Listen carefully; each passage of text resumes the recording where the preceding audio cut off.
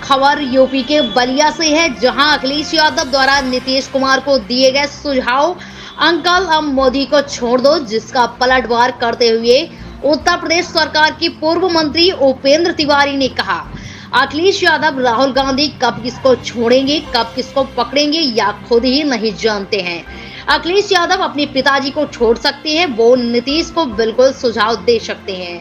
हर आदमी हर व्यक्ति को छोड़ दे जिसके अंदर कोई संस्कारी ही ना हो, अपने माँ बाप को छोड़ सकता है। उत्तर प्रदेश में हो या ना हो, बिहार में हो या ना हो, पूरे देश में हो या हरियाणा का रिजल्ट आया है। हरियाणा का रिजल्ट यह साबित किया, जो कि 2024 में एक रिजल्ट आया था, जिस पर राहुल गांधी से लेकर अखिलेश यादव तक पीडीएस से लेकर तमाम नारे के बाद आई एक हरियाणा की रिजल्ट, जिसके ऊपर मुंहतोड़ जवाब दिया।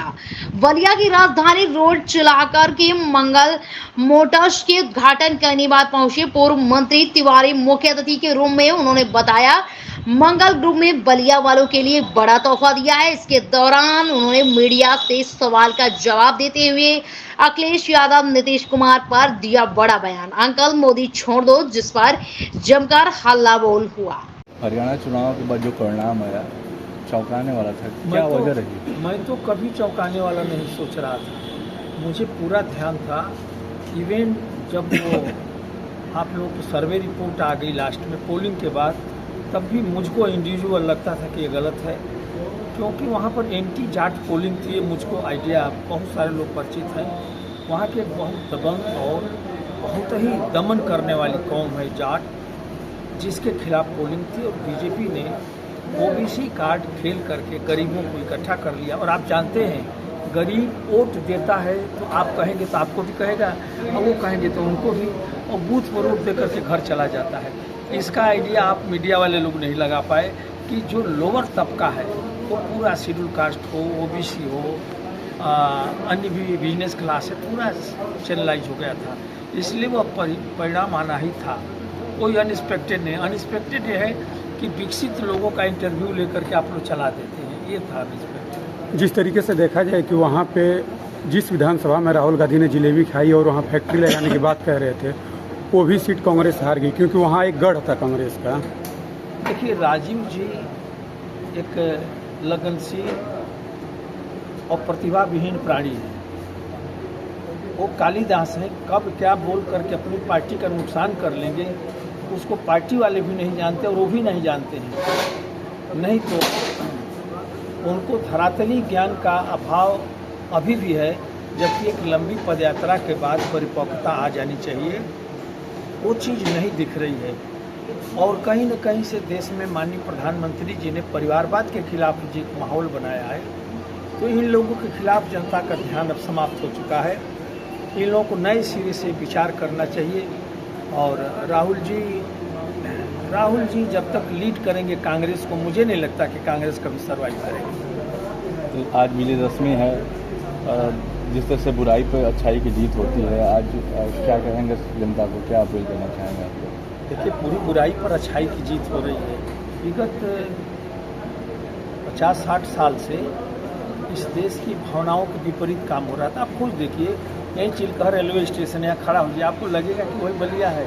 किसी स्टेशन पर, किसी सड़क पर, हाँ थोड़ा काम कर रहा है उत्तर प्रदेश में, मैं कह सकता हूँ, वो है एजुकेशन और हेल्थ, जो ईमानदारी की बात है।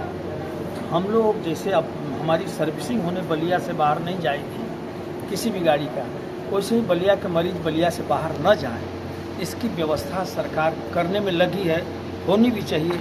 और एजुकेशन जो प्रोफेशनल कोर्सेज हैं, जिनसे एक हाथ में डिग्री दूसरे हाथ में नौकरी, जैसे MBA है, BTech है, MCA है, BCA है, इन संस्थाओं का यहाँ पर स्थापना होना चाहिए। और ये संस्थाएं जो विश्वविद्यालय है बलिया में, उसी के अंतर्गत सरकारी आवे तो सबसे अच्छा है, क्योंकि प्राइवेट के पाकिट को झेलने की स्थिति अभी बलिया की, बाढ़ वाले जिले की नहीं है। आप यहाँ पर उद्घाटन था, इसमें क्या कहेंगे इस बार? देखिए, दशहरा के शुभ अवसर पर मंगलम मोटर कंपनी और उनके सभी सहयोगी लोगों को और साथ ही साथ पूरे बलिया जनपद वासियों के लोगों को हम लोग बधाई और धन्यवाद देना चाहते हैं, कि मंगलम ग्रुप्स ने बलिया के लिए एक बड़ा तोहफा दिया है कि जिन गाड़ियों की सर्विसिंग कराने के लिए बलिया के लोग, चाहे टोयोटा की गाड़ी हो, चाहे अन्य कंपनियों की गाड़ी हो, लखनऊ, बनारस, गोरखपुर और लखनऊ जाना पड़ता था, उन सभी गाड़ियों की सर्विसिंग कराने के लिए अब इसे बलिया जनपद में चिलीघर में ये सारी सुविधाएं उपलब्ध है। तो निश्चित रूप से दशहरा के अवसर पर ये बलिया जनपद वासियों के लिए एक विशेष तोहफा है, क्योंकि ये बड़ी बात है। इसके चक्कर में लखनऊ तक की यात्रा और गोरखपुर, बनारस तक की यात्रा करनी पड़ती थी, तो तेल की भी बचत होगी और यहाँ पे सर्विस दे रहे हैं तो लोगों के पैसे की भी बचत होगी। तो एक तरीके से बलिया के लोगों के लिए एक उत्साह की बात है और बलिया के लोगों के लिए लाभ की बात है। उसी परिप्रेक्ष्य में आज हम सब लोग यहाँ पे आ रहे हैं। जिस तरीके से देखा जाए कि अखिलेश यादव जी नीतीश कुमार को कह रहे हैं कि अब आप मोदी को छोड़ दीजिए, अंकल जी क्या कहेंगे? देखिए, अखिलेश यादव जी, राहुल गांधी जी कब किसको छोड़ेंगे, कब किसको पकड़ेंगे और क्या बात करेंगे, खुद ही लोग नहीं जानते। जब अखिलेश यादव जी अपने पिताजी को छोड़ सकते हैं तो बिल्कुल सुझाव दे सकते हैं कि वो नीतीश को और हर आदमी, हर एक व्यक्ति को छोड़ दे जिसके अंदर संस्कार ही न हो। जो अपने माँ बाप को छोड़ सकता है तो किसी को छोड़ सकता है पद प्रतिष्ठा के लिए, तो इसलिए उनका व्यक्तिगत विषय हो सकता है। और इस नाते हम कह सकते हैं कि वो जानते हैं कि पूरे उत्तर प्रदेश हो, बिहार हो या पूरा देश, जो हरियाणा का रिजल्ट आया है, उस हरियाणा के रिजल्ट ने यह साबित किया है कि जो 2024 का एक रिजल्ट आया था, जिसमें राहुल गांधी से लेकर अखिलेश यादव तक और पीडीए से लेकर तमाम नारा देने तक की बात आई थी, एक हरियाणा ने सबके ऊपर मुंह तोड़ जवाब दे दिया। वहाँ सबसे ज़्यादा दलित भी हैं, वहाँ सबसे ज़्यादा पिछड़ा भी हैं, वहाँ सबसे ज़्यादा किसान भी हैं, वहाँ सबसे ज़्यादा खिलाड़ी के रूप में नौजवान भी हैं और वहाँ सबसे ज़्यादा सैनिक भी हैं। तो अग्निवीर हो, अनुसूचित हो, SC ST हो, किसान हो, हर एक मामले में हरियाणा की जनता ने सिर्फ हरियाणा में नहीं बल्कि पूरे हिंदुस्तान के अंदर यह संदेश देने का काम किया कि आज सर्व समाज का कोई नेता है तो उसका नाम नरेंद्र भाई मोदी है, और सर्व समाज की चिंता करने वाली अगर कोई पार्टी है तो उसी पार्टी का नाम भारतीय जनता पार्टी है। और भारतीय जनता पार्टी के ही नेतृत्व में हिंदुस्तान का भविष्य सुरक्षित है, क्योंकि अभी आप बांग्लादेश में देख सकते हैं कि वहाँ पे 5वीं बार की पूर्ण बहुमत की चुनी हुई सरकार, और वहाँ पे अलगाववादियों के द्वारा, उग्रवादियों के द्वारा, आतंकवादियों के द्वारा जिस तरीके से शेख हसीना जी के ऊपर हमला हुआ और वहाँ पे जिस तरीके से हिंदुओं के ऊपर नरसंहार हो रहा, तो वही स्थिति पूरे दुनिया के अंदर भी देखने को मिल रही है। उसमें आज हिंदुस्तान सुरक्षित है और आज हिंदुस्तान के 140 करोड़ देशवासियों का मान, सम्मान और स्वाभिमान दुनिया के मानचित्र पर मोदी जी के नेतृत्व में आज बढ़ रहा है। और हम लोग तो गांव में रोज कहते हैं कि किसी गांव में झगड़ा होता है तो पंचायत करने के लिए कौन आता है, तो गांव या उस इलाके का प्रभावशाली व्यक्ति आता है।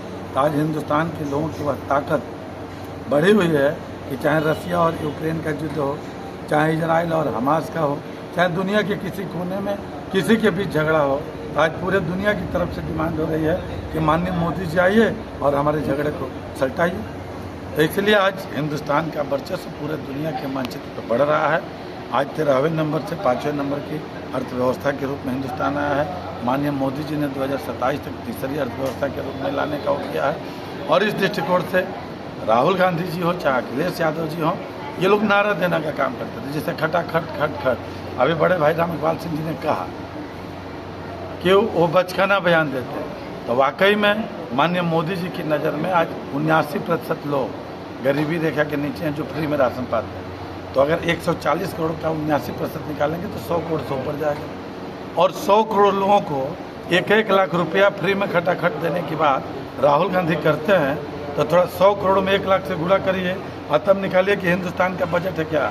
तो जब हिंदुस्तान का बजट नहीं है और जिस राहुल गांधी के नाना से लेकर दादी और बाप से लेकर के आज उनके और माता जी के हाथ में रिमोट कंट्रोल है, एक परिवार के लोगों ने 40 से 45 साल तक इस देश पर राज किया और सपा बसपा कांग्रेस ने 55 से 60 सालों तक राज किया और एक चवन्नी भी हिंदुस्तान के गांव गरीब किसान मजदूर के खाते में नहीं भेजा, तो जिसको 55-60 साल तक लोगों ने अवसर दिया, तो वह व्यक्ति उसकी विचारधारा 1-1 लाख कहाँ से पहुँचा सकती है। तो राहुल गांधी हो, अखिलेश यादव जी हो, चाहे उनका पीडीए हो, चाहे उनका अलायंस हो, एनडी गठबंधन हो, वो जितने नेता हैं नारा देने का काम करते हैं।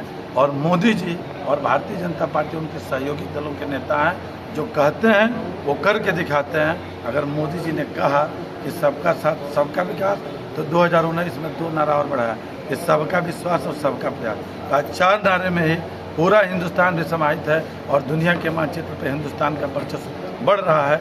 यही मोदी जी और हिंदुस्तान के भारतीय जनता पार्टी। वहीं विपक्ष कह रहा है कि बीजेपी गवर्नमेंट में सबसे ज़्यादा बेरोजगारी फैली हुई है। विपक्ष बेरोजगारी और रोजगार जानता ही नहीं। अगर विपक्ष जानता तो मैं कह सकता हूं कि बाकी सबने नारा दिया और मोदी जी ने प्रधानमंत्री बनने के पहले कहा कि सबका साथ सबका विकास। अभी गुजरात के जब मुख्यमंत्री थे तो ये बताइए कि मैं आप ही से पूछना चाहता हूं, आप मीडिया के आदमी हैं, कि सबका साथ सबका विकास में कौन ऐसा व्यक्ति है जिसके पास मोदी जी की योजना का लाभ नहीं पहुँचती, चाहे वो अमीर हो या गरीब। आज मैं भी बोल रहा हूँ तो योगी जी की ऐसी 1 दर्जन से ऊपर योजना है जिसका लाभ हम जैसे लोग भी उठाते हैं।